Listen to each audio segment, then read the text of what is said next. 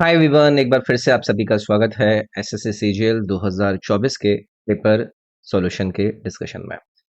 हमारी SSC 2024 CGL के paper के जो जीएस के क्वेश्चंस की सीरीज चल रही थी उसमें एक और हमारी ये शिफ्ट होगी जिसके अंदर हम 11 सितंबर के शिफ्ट नंबर 2 के अंदर पूछे गए जीएस के 25 सवालों को डिस्कस करेंगे और जो भी एक्स्ट्रा जानकारी संबंधित जानकारी बनती है उनको मैं आप लोगों के साथ डिस्कस करूंगा। तो चलिए फिर आगे बढ़ते हैं। आगे बढ़ने से पहले आप लोगों के लिए एक इम्पोर्टेंट चीज, ये मेरा एप्लीकेशन है EDU24। आपके एसएससी सीजीएल 2024 के जितना भी पेपर का सॉल्यूशन अभी हुआ है उन सभी की वीडियो ऐप के ऊपर भी मैं डाल दूंगा।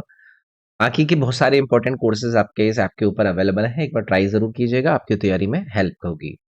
जैसे कि आज तक के एसएससी के अंदर पूछे गए जितने भी जीएस का कलेक्शन है सवालों का वो आपको इस कोर्स में मिलेगा। सारे के सारे इंग्लिश के क्वेश्चंस के कलेक्शन आपको इस वाले कोर्सेज में मिलेंगे। ऐसे ही मेरे ये 4 कोर्सेज हैं, इसमें आप अपने इंग्लिश, रीजनिंग, जीके और मैथ के पोर्शन को कवर कर सकते हैं।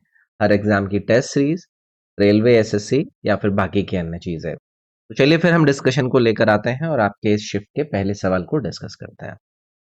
तबला वादक उस्ताद जाकिर हुसैन को 2023 में भारत सरकार द्वारा निम्नलिखित में से किस पुरस्कार से सम्मानित किया गया? तो ये आपका भाई अवार्ड्स एंड ऑनर्स की कैटेगरी से पूछे जाने वाले टॉपिक से सवाल बनता है। तो पता है कि उस्ताद जाकिर हुसैन का उस समय पर देहांत हो गया था। तो आप लोगों को पता है कि ऑबिचुअरी न्यूज से जिस भी व्यक्ति का नाम आपको सुनने मिलता है उनसे संबंधित स्टैटिक जीके के पोर्शन से बनने वाली जो फैक्ट है वो हमें पता होनी चाहिए। जब हम उस्ताद जाकिर हुसैन की बात करते हैं तो देखो इनका संबंध हम कौन से म्यूजिकल इंस्ट्रूमेंट से रखते हैं? तबला से। एक ये सवाल आप लोगों से पूछा जा सकता है। 2023 के अंदर इनको सम्मानित किया गया था पद्म विभूषण से। तो ये आपका करंट वाले सवाल के रूप में आपका करेक्ट आंसर बन जाता। जब पद्म विभूषण की बात होती है तो ये क्या है? सेकेंड हाईएस्ट सिविलियन अवार्ड है हमारे देश के अंदर, जो कि किसी भी व्यक्ति का, कोई गवर्नमेंट सर्वेंट हो या फिर किसी ने कोई डिस्टिंग्विश सर्विस दी हो, उसका एक्सेप्शनल वर्क रखा हो देश के अंदर, तो उसको कहीं ना कहीं ये रिकॉग्नाइज करता है। ग्लोबल तौर पर, ग्लोबल स्तर पर काफी फेमस पर्सनालिटी रहे हैं। अब पद्म विभूषण से पहले भी उस्ताद जाकिर हुसैन को कई सारे अवार्ड मिले थे। जैसे कि अगर मान लो कि कल कोई आपसे पूछ लें कि इनको पद्म श्री का अवार्ड कब दिया गया था, तो वो काफी पहले ही ये जीत चुके थे। ये 1988 के अंदर ही इसको जीत चुके थे और उसके बाद इन्होंने पद्म भूषण भी जीता हुआ है। मतलब जीता हुआ यानी कि इनको दिया गया है, और वो कब दिया गया था? 2002 में दिया गया था। और फिर 2023 के अंदर इनको पद्म विभूषण अवार्ड से सम्मानित किया गया था। अब यहीं पर क्योंकि पद्म अवार्ड की बात हो रही है तो आप लोगों को पहले भी हमने डिस्कस किया है कि one of the highest civilian honours हमारे देश के अंदर जो होते हैं वो आपके इसमें आते हैं। इसको कब दिया जाता है भाई? अगर ये आप लोगों से पूछ ले तो इसको भी आप याद रखेंगे कि ये हमारे रिपब्लिक डे के उपलक्ष्य में मनाए जाते हैं। 3 कैटेगरी होती हैं, पद्म विभूषण, पद्म भूषण एंड पद्मश्री। पद्म विभूषण जो है वो आपका पद्मास में पहले नंबर पर आता है, जो कि उसकी किसी भी व्यक्ति की एक्सेप्शनल और उनकी जो एक्सटिंग्विश सर्विस होती है उसके लिए दिया जाता है। इसी प्रकार से फिर मैंने पद्म भूषण की बात करी, पद्मा कैटेगरी में ये सेकंड नंबर पर होता है। किसी भी व्यक्ति की हायर ऑर्डर की सर्विस को लेकर ये दिया जाता है। और फिर पद्मा के अंदर तीसरे नंबर पर पद्मश्री आ जाता है। ठीक है, तो आप लोगों को ये सब चीजें याद रखनी है। यहीं से एक सवाल आप लोगों से पूछा जाएगा कि पद्मा अवार्ड को कब इंस्टीट्यूट किया गया था, तो वो साल आप लोगों को याद रखना है 1954। और फिर हर साल 26 जनवरी यानी कि रिपब्लिक डे पर आपके ये जो पद्मा अवार्ड्स हैं इनको दिए जाता है। तो ये चीजें याद रखेंगे। चलिए अगला सवाल देखेंगे। निम्नलिखित में से किस प्रसिद्ध भारतीय एथलीट ने सितंबर 2022 में ज़ूरिख डायमंड लीग फाइनल 2022 जीता? तो भाई ये स्पोर्ट्स कैटेगरी से आपका सवाल बन गया करंट अफेयर के अंदर। तो आप लोगों को पता है कि जो हमारे नीरज चोपड़ा है, इंडियन ट्रैक और फील्ड एथलीट की कैटेगरी के अंदर ये अपना परफॉर्मेंस देते हैं। कौन से गेम से संबंधित है वो सभी को रटा हुआ है। भाला फेंक यानी कि जैवलिन थ्रू से संबंधित है। अब इनको आपने चर्चाओं में आते हुए देखा कब? जब इन्होंने टोक्यो टोक्यो 2020 ओलंपिक्स के अंदर गोल्ड मेडल जीता था। तो ये पहले व्यक्ति बने थे जो कि इस ट्रैक फील्ड एथलीट की कैटेगरी में इस अवार्ड को जीते थे। फिर उसके बाद इन्होंने 2022 में ये ज़ूरिक डायमंड लीग का फाइनल भी जीता था। तो कंसिस्टेंटली काफ़ी अच्छी परफॉर्मेंसेस ये देते रहते हैं और चर्चा में रहता है, याद रखेंगे। ठीक है?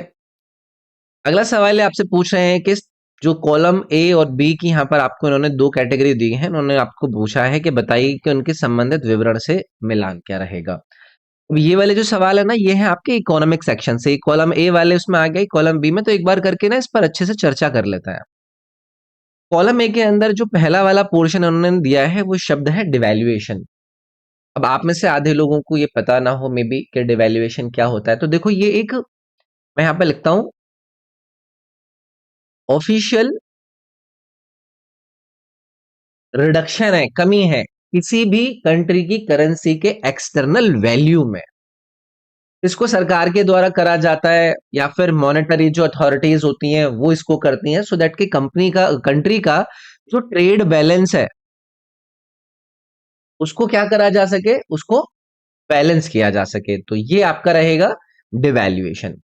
अब आपसे ये पूछ रहे हैं कि इसको किससे हम संबंधित करेंगे, तो यहाँ पर ये किसके साथ मैच हो जाता, devaluation official reduction in external value of currency से। देखो थोड़ा सा समय इस वाले सवाल पर लेंगे, इकोनॉमिक्स के कई सारे ऐसे सवाल आपके बार बार पूछ लिए जाता है। दूसरा इन्होंने यहां पर दिया है भाई डेप्रिसिएशन। What is depreciation? ये किसी भी मार्केट के अंदर एक डिक्लाइन को इंडिकेट करता है। एक जो करेंसी का मार्केट रेट ऑफ एक्सचेंज है ना, उसके डिक्लाइन को ये क्या करता है, इंडिकेट करता है।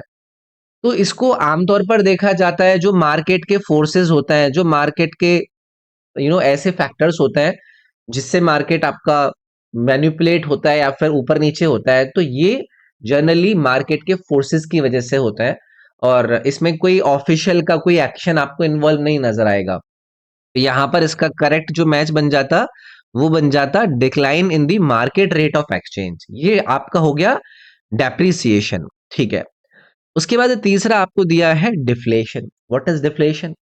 डिफ्लेशन को आप कैरेक्टराइज करते हैं एक होम करेंसी के, जो भी किसी भी देश की होम करेंसी है उसमें अगर आपको कॉन्ट्रैक्शन, एक सुकड़ाव नजर आए, तो इसको आप किससे संबंधित करते हैं, जो जर्नल प्राइस लेवल होते हैं ना किसी भी वस्तु के, किसी भी सेवा के, अगर उसके अंदर आपको कमी देखने के लिए मिली है तो उसको आप इससे संबंधित करते हैं। जहां पर जो वो आपकी वस्तु होती है उसके वैल्यू को आप इसमें बढ़ता हुआ देखते हैं। तो यहां पर अगर डिफ्लेशन का मैं संबंध आपको दिखाऊंगा तो वो किससे दिखाऊंगा, ये आपका बनेगा फॉरेन एक्सचेंज। फॉरेन एक्सचेंज क्यों भाई, ये आपका कॉन्ट्रैक्शन ऑफ होम करेंसी, ये वाला जो ऑप्शन है। उसके बाद इन्होंने ये ऑप्शन दिया है एक्सचेंज कंट्रोल। ये है फॉरेन एक्सचेंज रोटेटिंग, जो सरकार के साथ होती है, जहां पर जो फॉरेन करेंसी होती है ना और जो लोकल करेंसी होती है उसके अमाउंट को क्या करते हैं, रोटेट करते हैं उसको एक्सचेंज करने के लिए। तो इसको हम किससे संबंधित करेंगे, एक्सचेंज कंट्रोल को, फॉरेन एक्सचेंज रोटेटिंग। तो ये आपका कौन सा वाला ऑप्शन करेक्ट हो जाता, ये आपका पहला वाला जो ऑप्शन था ये इसमें करेक्ट हो जाता। ठीक है, चलिए जी आगे बढ़ते हैं। निम्नलिखित में से किस लड़ाई को भारत में ब्रिटिश राज की औपचारिक शुरुआत माना जाता है? Which one of the following battles is considered the formal beginning of the British Raj in India? आसान सवाल है, मुझे लगता नहीं है किसी को भी इसमें दिक्कत आएगी। डेट सबको रटी होती है 23 जून, और साल सभी को रटा हुआ होता है 1757। 1857 की क्रांति याद है ना, उसके 100 साल पहले की ये बात है। ठीक है, तो वहां पर आपको नजर आता है प्लासी का युद्ध, द बैटल ऑफ प्लासी। तो ये होता है और इसी को बोला जाता है कि ये एक ऐसा इवेंट है जिससे कि ब्रिटिश कॉलोनियल रूल की भारत के अंदर शुरुआत होती है। अभी किस किस के बीच में लड़ा गया, तो आप लोगों को इसमें ब्रिटिश ईस्ट इंडिया कंपनी और सामने आपको बंगाल का नवाब नजर आएगा, नवाब ऑफ बंगाल। इन भाई साहब का नाम क्या था, सिराजुद्दौला।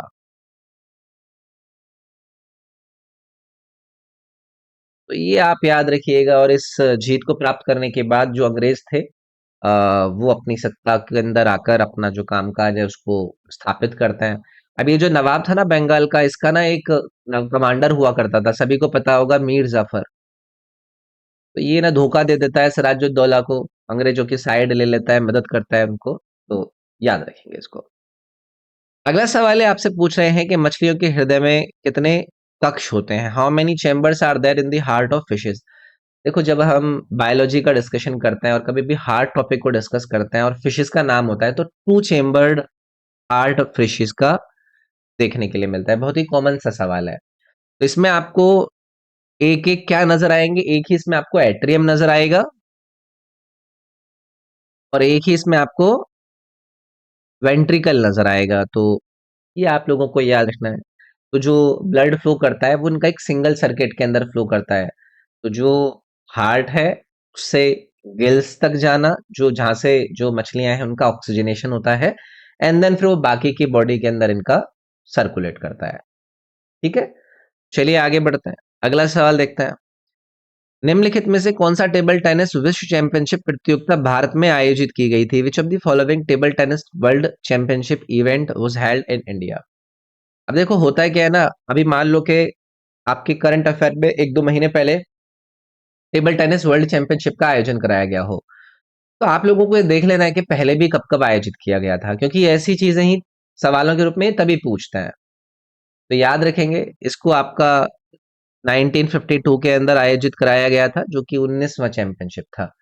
तो ये पहली बार था जो वर्ल्ड टेबल टेनिस चैंपियनशिप को भारत में आयोजित कराया गया था। ठीक है, अगला सवाल है, टेक्सास वालिशियाना जुक हिमालयू एक औषधि पौधा है जो निम्नलिखित में से किस राज्य के अंदर पाया जाता है? भाई, हिमालय यू इसको कहते हैं। टेक्सास वेलिशियन यू किसका नाम है? ये एक मेडिसिनल प्लांट है। पूछ रहे हैं कि कौन से राज्य के अंदर पाया जाता है। होता है क्या, ये भी चर्चा में अगर सुनने के लिए मिल जाए तो हमारे लिए इंपॉर्टेंट हो जाता है। तो आंसर आपका इसमें हिमाचल प्रदेश याद रहेगा। और काफी इंपॉर्टेंस है इसकी ट्रेडिशनल मेडिसिन के अंदर हमारे देश के अंदर, क्योंकि हमारी जो लोकल पॉपुलेशन है उनके अंदर होने वाले जो कॉमन इन्फेक्शंस होते हैं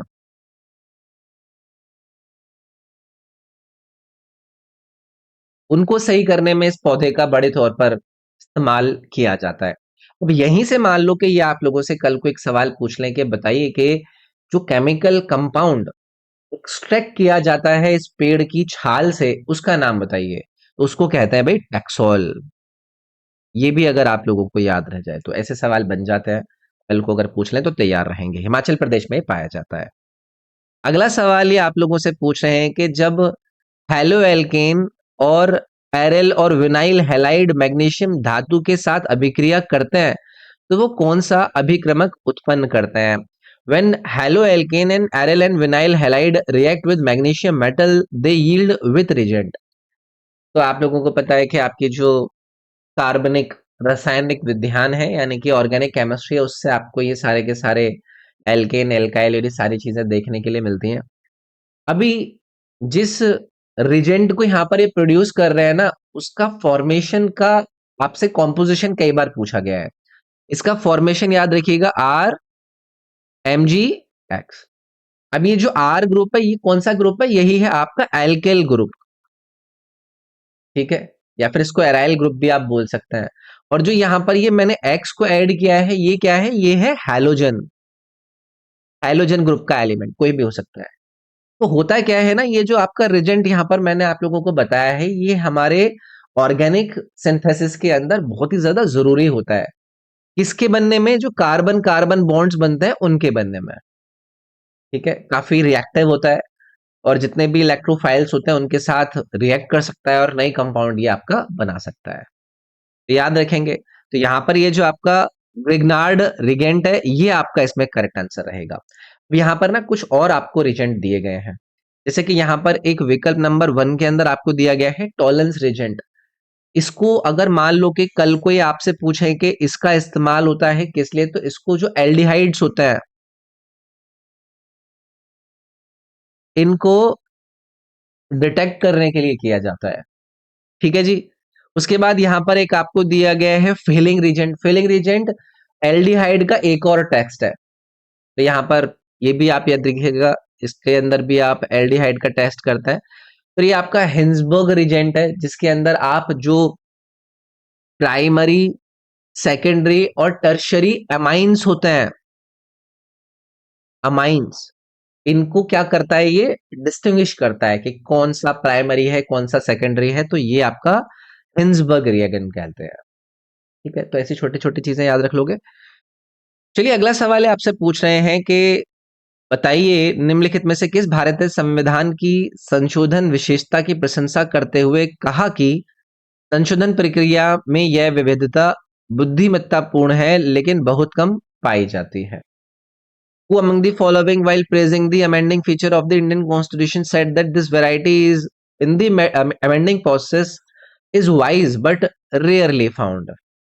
देखो, अलग अलग ऐसे इंपॉर्टेंट इतिहासकार रहे हैं जिनका भारतीय संविधान के बनने के बाद उस पर कुछ ना कुछ टिप्पणियां रही। तो एक व्यक्ति का नाम याद रखिएगा यहां से आप, केसी वियर का। तो एक बड़े कॉन्स्टिट्यूशनल स्कॉलर हुआ करते थे और इनका जो कार्य रहा वो रहा फेडरलिज्म के ऊपर।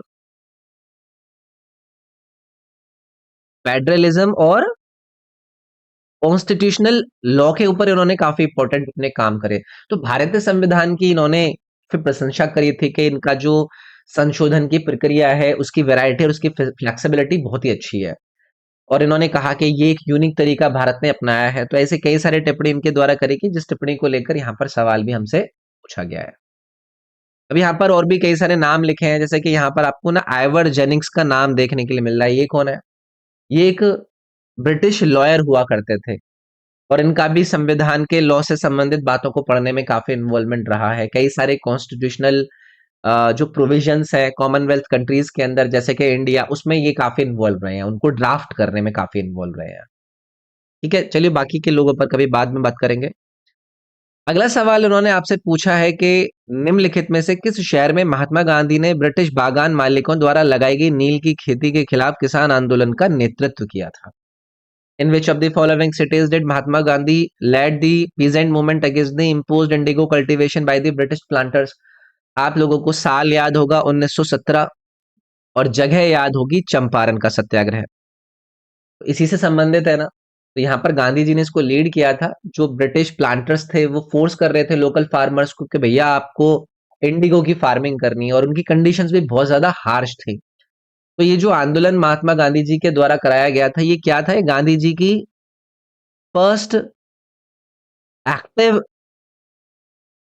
इन्वॉल्वमेंट थी फ्रीडम स्ट्रगल को लेकर। तो ये इंडिया का जो इंडिपेंडेंस का पूरा रास्ता है उसमें ये एक काफी इंपॉर्टेंट माना जाता है।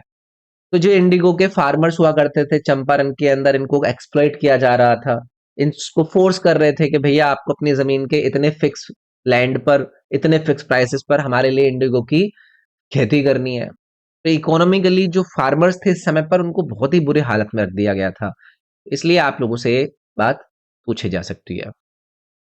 भाई यहाँ पर हम महात्मा गांधी जी की बात कर रहे हैं, तो गांधी जी से संबंधित अगर आप लोगों से पूछा जाएगा कि इनका पूरा नाम क्या था, तो सभी को मोहनदास करमचंद गांधी जी याद रहता है। और महात्मा गांधी जी के नाम से इनको पॉपुलरली लोग जाना करते थे।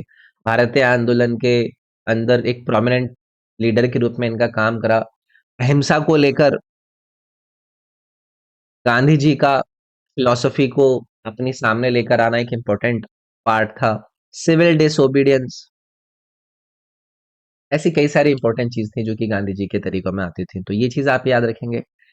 अभी जो इंडिगो कल्टीवेशन है, आप लोगों को मैंने इसके बारे में बता ही दिया कि इंडिगो जो होता है ना, ये जो नील की खेती जिसको हम कह देते हैं, तो ये एक काफी इंपॉर्टेंट डाई होती है। ठीक है, और इस डाई को टेक्सटाइल इंडस्ट्री के अंदर यूज किया जाता था जब कॉलोनियल पीरियड हुआ करता था। तो जो ब्रिटिश प्लांटर्स होते थे वो इंडियन लोकल फार्मर्स को फोर्स करते थे। उन्होंने कहा कि भाई जो आप अपनी जमीन है उसके 3/20 में भाग पर इसको उगाओ अपनी जमीन पर। तो इसमें किसानों का बहुत ज्यादा एक्सप्लॉयटेशन हुआ था।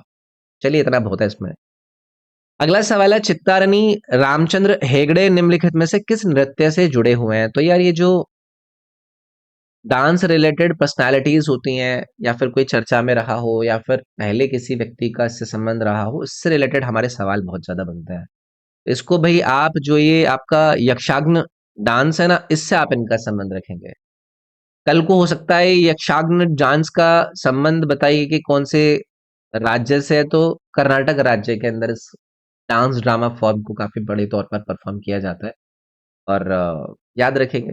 अच्छा, ये चर्चा में अगर मान लो कि कल को आप लोगों से पूछ लें कि ये जो पर्सनालिटी है इनके द्वारा क्या कोई अवार्ड जीता गया है, तो इन्होंने कला के क्षेत्र में 2012 में प्राप्त किया था क्या?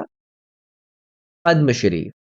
ये सवाल हो सकता है कल को इसको लगे हाथों आपसे पूछ लें। ठीक है। अगला सवाल है, आप लोगों से पूछ रहे हैं कि उच्च न्यायालय में न्यायाधीश के रूप में सेवा करने वाली भारतीय महिला, पहली भारतीय महिला अन्ना चंडी को किस राज्य उच्च न्यायालय में नियुक्त किया गया था? अन्ना चंदी नाम है। बहुत ही कॉमन सा सवाल है। ठीक है, ये कई बार इनका नाम यूज करके पहले चीजें पूछी गई हैं। तो क्या है, ये फर्स्ट इंडियन वुमेन है जिन्होंने एक हाई कोर्ट के जज के रूप में सर्व किया था। और अगर आपसे पूछा जाएगा कि कौन से हाई कोर्ट के अंदर इन्होंने सर्व किया था, तो आपको उसमें केरला का नाम याद रखना है। तो यहाँ पर आपका ये विकल्प नंबर बी करेक्ट होता। तो याद रखेंगे। और काफी इंपॉर्टेंट पर्सनालिटी बन जाती हैं। और ऐसे सवाल जो है फर्स्ट फीमेल इन इंडिया वाला, आपको पता है कि वो भी आपसे इंपॉर्टेंट पॉइंट के रूप में पूछ लिया जाता है। लेंस की ऑप्टिकल शक्ति के मापन की इकाई क्या है? आपसे पूछा जा रहा है लेंस की ऑप्टिकल पावर की मेजरमेंट को करने की जो यूनिट है वो क्या है? सभी लोगों को रटा हुआ होता है डायप्टर। ठीक है, तो याद रखेंगे। अभी अगर मैं आप लोगों से पूछूं कि आप इसको डिफाइन कैसे करते हैं, तो देखो डायप्टर को डिफाइन किया जाता है जो फोकल लेंथ होती है उसके रेसिप्रोकल के रूप में। यानी कि मैं ये बोल सकता हूं कि dioptre is equal to one by focal length. ठीक है। अगर किसी भी लेंस की फोकल लेंथ 1 मीटर है, तो मैं क्या कहूंगा कि उसकी ऑप्टिकल पावर कितनी है? 1 डायप्टर। तो अगर मैं यहां पर क्या करूं, एफ की वैल्यू 1 रख दूं, 1, कुछ भी रख दीजिए, 1 मीटर रख दूं, तो डायप्टर की वैल्यू क्या हो जाएगी? 1 डायप्टर। यानी कि जो ऑप्टिकल पावर की वैल्यू है वो क्या हो जाएगी? 1 डायप्टर। तो ऐसे करके आप इसको याद रख सकते हैं। ठीक है। चलिए आगे बढ़ते हैं। अगला सवाल है, आपसे पूछ रहे हैं जुलाई 2021 में निपुण भारत योजना निम्नलिखित में से किस मंत्रालय के द्वारा शुरू की गई थी? आप में से अगर कोई भी मेरे करंट अफेयर के सेशंस को रेगुलरली करते हैं, तो ऐसी इंपॉर्टेंट स्कीम्स का हम रेगुलर जिक्र करते हैं। निपुण भारत स्कीम। तो आप लोगों से चलो ये तो क्लियर यहाँ पे है ही कि इसको लॉन्च कब करा गया था, मंत्रालय का ही नाम आपसे पूछ रहे हैं। दूसरी चीज मैं आपसे पूछूंगा कि इस निपुण की जो फुल फॉर्म है वो क्या है? तो ये है नेशनल इनिशिएटिव फॉर, मैं यहाँ पर लिख देता हूँ, नेशनल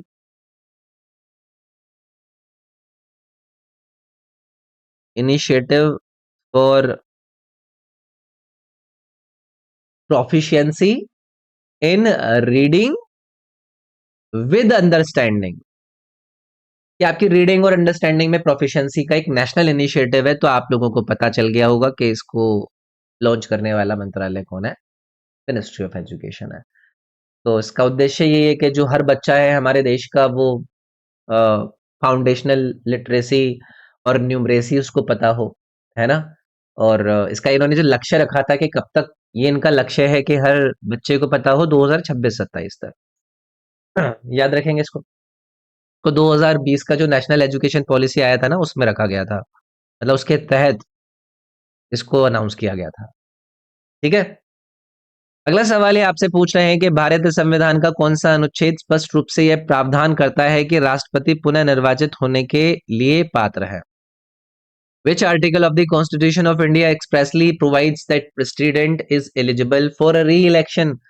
आर्टिकल चलो आप लोगों को मैं बता दूंगा, उसके अंदर क्या बातें लिखी हुई हैं वो उन्होंने आप लोगों को सवाल में दिया है। तो देखो, इस आर्टिकल से ये इंश्योर करा जाता है कि कोई भी प्रतिबंध नहीं है, कोई भी रिस्ट्रिक्शन नहीं है कि कोई भी व्यक्ति प्रेसिडेंट बनने के लिए कितने बार आए, उसका मन जितनी बार करेगा उतने बार आए, बस उसकी एलिजिबिलिटी जो क्राइटेरिया है उसके आधार पर वो आए। तो जब हम प्रेसिडेंट के इलेक्शन की, यानी कि राष्ट्रपति जी के निर्वाचन की बात करते हैं, तो वो एक इलेक्टोरल कॉलेज के अनुसार उनका चुनाव किया जाता है, निर्वाचन किया जाता है। अब आपसे पूछा जाएगा कि इनके इलेक्टोरल कॉलेज के अंदर कौन कौन होते हैं, तो जो इलेक्टेड मेंबर है, जो चुनकर आए हैं मेंबर, कहां से? जो बोथ आपके लोकसभा और आपका राज्यसभा, जो लोग चुनकर आए हैं वो इस इलेक्टोरल कॉलेज के अंदर शामिल होते हैं। और अलग अलग राज्यों की जो लेजिस्लेटिव असेंबलीज होते हैं उनके इलेक्टेड मेंबर, ये इस इलेक्टोरल कॉलेज के अंदर आपके रहते हैं, यानी कि राष्ट्रपति के चुनाव के लिए।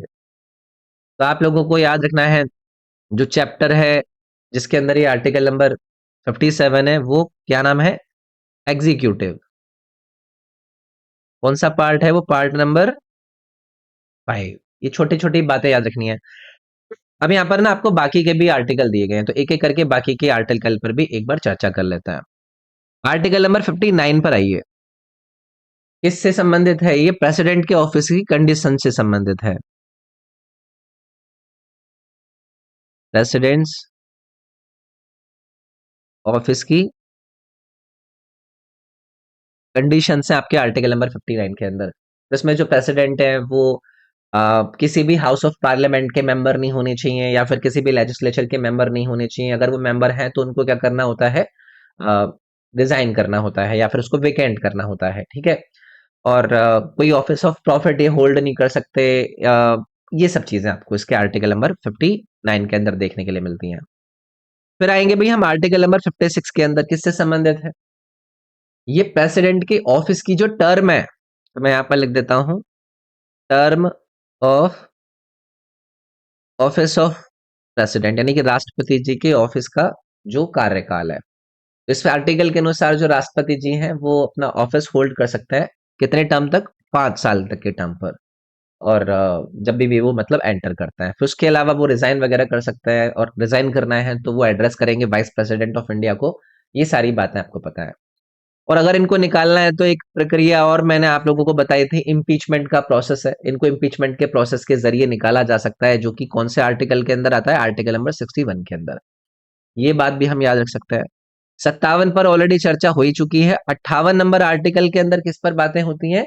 राष्ट्रपति जी के इलेक्शन के क्वालिफिकेशंस। तो मैं यहां पर लिख देता हूं, qualification of election of president.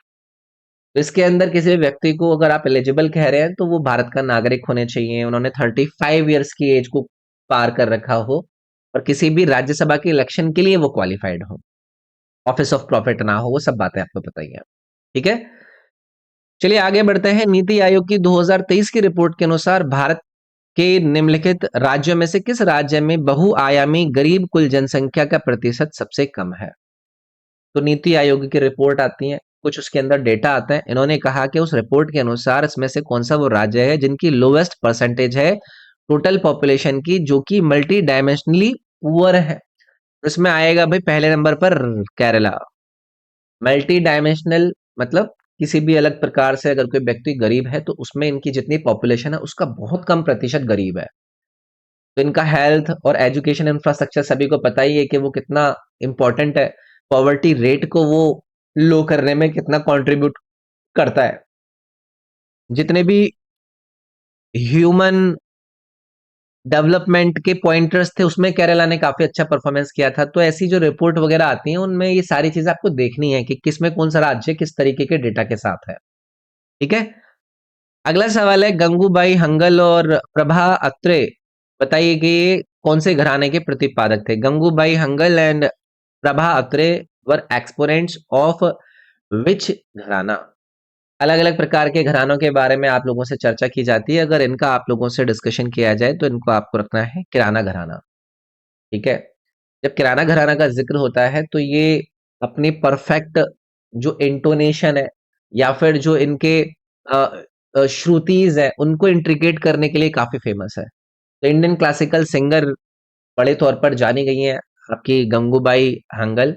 और जब मैं प्रभात्रे की भी बात कर रहा हूँ, ये भी इंडियन क्लासिकल वोकलिस्ट रह चुकी हैं इसी आपके घराना से। तो ये आपका घराना संबंध पूछा गया था, वो आपका कौन सा बनता? किराना घराना। और कौन कौन से इंपॉर्टेंट घराने हैं? जैसे कि एक इंपॉर्टेंट यहाँ पर आपको दिया गया है, ये मेवाती घराना। ये भी घराना है, ठीक है? तो ये भी एक हिंदुस्तानी क्लासिकल म्यूजिक का अप्रेंटिसशिप यहाँ पर दिया जाता है। अगर इसको लेकर पूछा जाए कि इसकी फाउंडेशन किसके द्वारा रखी गई, तो आप इसमें याद रखिएगा वाहिद खान। कहाँ से संबंधित है भाई? ये इंदौर से संबंधित है। अच्छा, इनके ना एक भाई भी हुआ करते थे वाहिद खान के। इन दोनों भाइयों ने मिलकर ही इस घराने को शुरू किया था, उसका नाम था नाजिर खान।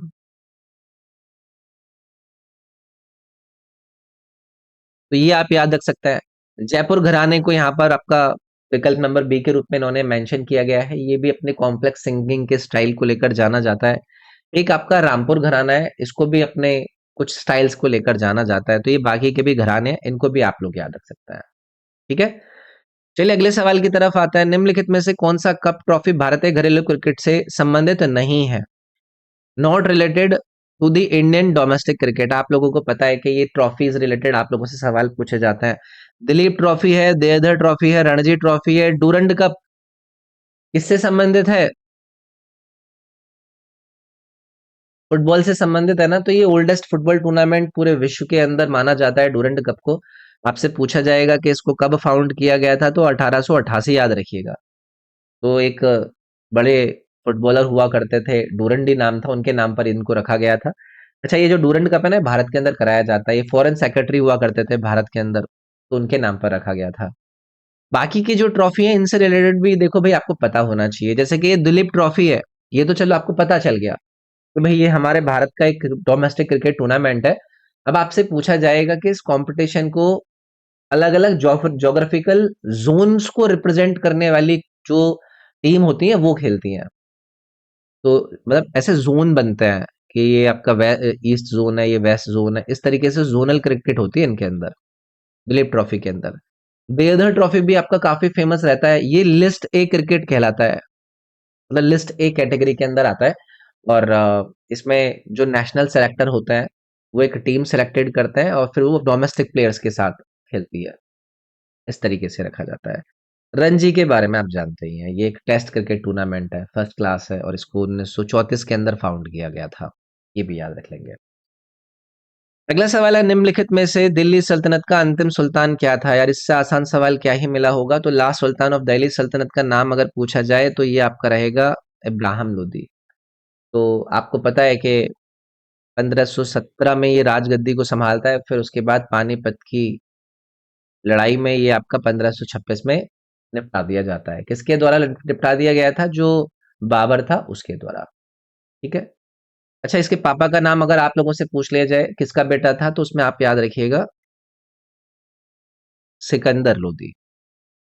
ठीक है। चलिए आगे बढ़ते हैं। पुरी के जगन्नाथ मंदिर में किन देवी देवताओं की मूर्तियां स्थापित हैं? The idols of which three gods are installed in Jagannath temple Puri? ऐसे सवाल पूछ लिए जाते हैं। लॉर्ड जगन्नाथ को वो डेडिकेटेड है। अब आप लोगों से पूछा जा रहा है कि इसके अंदर आइडल्स किसके हैं? तो देखो, लॉर्ड जगन्नाथ के ना बड़े भाई हुआ करते थे, उनका नाम क्या था? बालभद्र। तो मैं यहां पर लिख देता हूं, इनकी आपको देखने के लिए मिलेगी। तो बालभद्र आपको यहां पर नजर आ गया, बाकी जगन्नाथ जी और सुभद्रा। तो इनका आपको याद रखना है, जिनके यहाँ पर आइडल्स देखने के लिए मिलते हैं। सुभद्रा कौन हुआ करती थी? इनकी बहन हुआ करती थी। ठीक है, लॉर्ड जगन्नाथ जी की। चलिए आगे आएंगे। अगला सवाल है, in the context of water bodies नीप टाइड अगर, तो जल निकायों के संदर्भ में नीप टाइड बताइए कि कब आता है? देखो, नीप टाइड हो या फिर ये टाइड्स का आना हो, इनके मैंने आपको एक्सप्लेनेशन अपने ज्योग्राफी के अंदर बहुत ही अच्छे से दिए हैं। तो नीप टाइड कब होता है? जब जो ग्रेविटेशनल फोर्सेस है इसकी, मून की और जो सन है उसकी, वो क्या हो जाए? परपेंडिकुलर हो जाए एक दूसरे के साथ, अर्थ के रेस्पेक्ट में। तो यहाँ पर when sun and moon are at right angles to each the right angles, अच्छा राइट एंगल्स है तो यहाँ पर हो जाएगा फिर ये सन और मून राइट एंगल पर और अर्थ आपका यहाँ पर, इस प्रकार से। तो तब आते हैं आपके क्या? नीप टाइड्स। ए वाला जो ऑप्शन है ये इसमें करेक्ट रहेगा भाई। ठीक है। चलिए अगला सवाल देखेंगे। वैदिक जीवन की आश्रम प्रणाली के अनुसार निम्नलिखित में से कौन सा जीवन का तीसरा चरण है? आप जितने भी स्टूडेंट्स मेरे से ना बात बनाते हैं कि एंशिएंट हिस्ट्री नहीं पढ़नी, हमें मजा नहीं आता है सर, ठीक है, तो आपको मैंने बताया था कि वानप्रस्थ की कई सारी स्टेजेस होती हैं जब आप अपनी जीवन का ट्रांजिशन देखते हैं। जैसे कि पहली कौन सी होती है? गृहस्थ, इसमें हाउस हेल्डर वाली होती है। ऐसे ही सन्यास, ये मतलब क्या होती है? कुछ पोजीशंस होती हैं आपके जीवन की। तो वानप्रस्थ आपका यहाँ पर थर्ड स्टेज के अंदर आएगा। ये वो वाला है जब कोई व्यक्ति 50 की उम्र के आसपास का हो जाता है, ठीक है, और वो अपनी बाकी की जो रिस्पॉन्सिबिलिटी है उससे विड्रॉ करने लगता है, पीछे हटने लगता है। ऐसे ही ब्रह्मचर्य है। ब्रह्मचर्य क्या है? ये फर्स्ट स्टेज है, फर्स्ट स्टेज है, आश्रम के अंदर जाना, अपनी एजुकेशन को प्राप्त करना।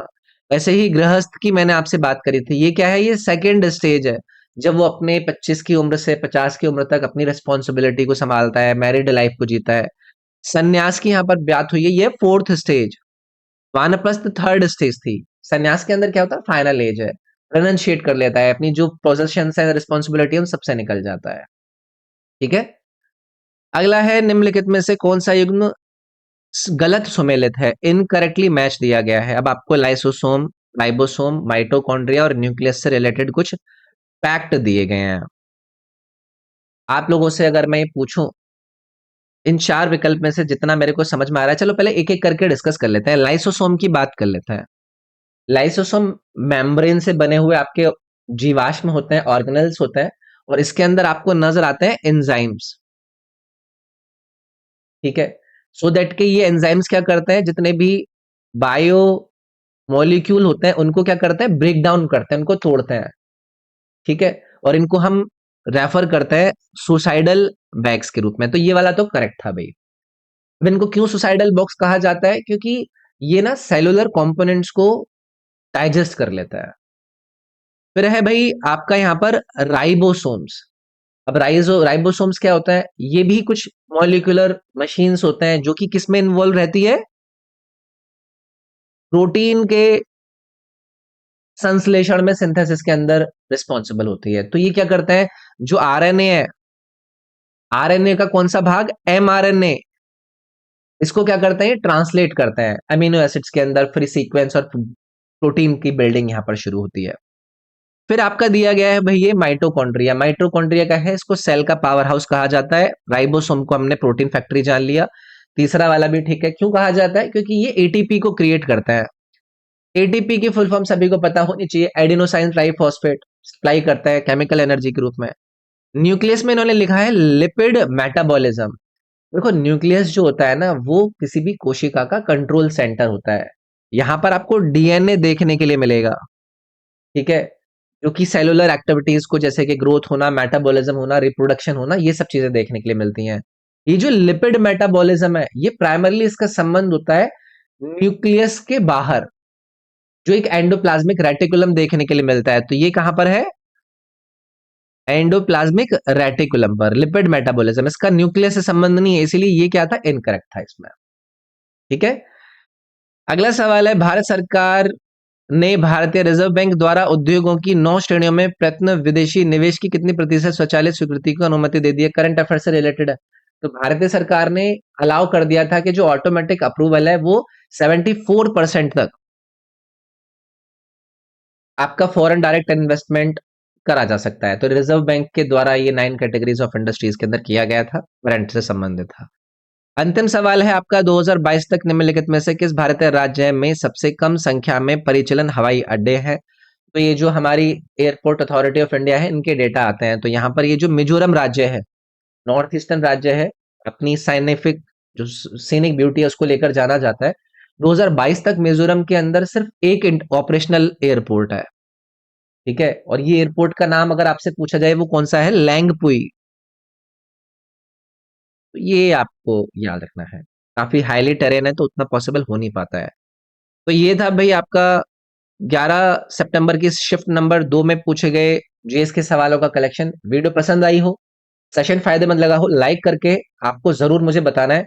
कमेंट में भी आप लोगों को मुझे बताना है कि सेशन आपको कैसा लगा। अपने फ्रेंड्स के साथ शेयर कीजिए। बाकी मैं आपसे अगली वीडियो में मिलूंगा। इस सेशन में इतना ही। ये मेरा ऐप है, इस ऐप को डाउनलोड करके इसमें अवेलेबल जो चीजें हैं वो जरूर देखिएगा। जीएस इंग्लिश का आज तक के एसएससी एग्जाम में पूछे गए क्वेश्चंस का कलेक्शन, ये 4 सब्जेक्ट वाइज आपके कोर्स जिसमें आपको मैं चीजें प्रोवाइड कर रहा हूँ, टेस्ट सीरीज जैसी और भी बहुत सारी चीजें मिल रही हैं। ठीक है। See you in the next class. इस वीडियो में इतना ही। Thank you.